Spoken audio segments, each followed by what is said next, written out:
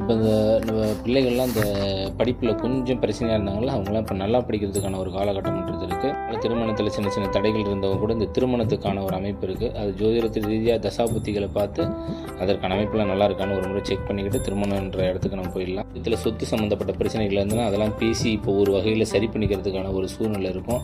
சொந்த வீடு ஏற்கனவே இருந்தாலும் புதுசாக வீடு வாங்குறதுக்கான அமைப்பு அந்த யோகம்லாம் இருக்குன்னு சொல்லுவாங்கள்ல, அதெல்லாம் நல்லாயிருக்கும்.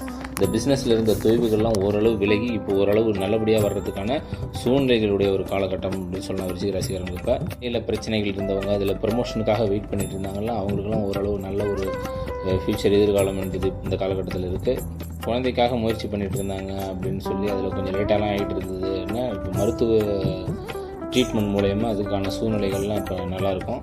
புதிய நட்பு அதன் மூலயமா யோகங்கள்லாம் இருக்கும். ஒரு சில டைமில் அந்த நட்பு சரியானவங்களை வந்து நம்மளும் கொஞ்சம் செக் பண்ணிக்கிறது நல்லது.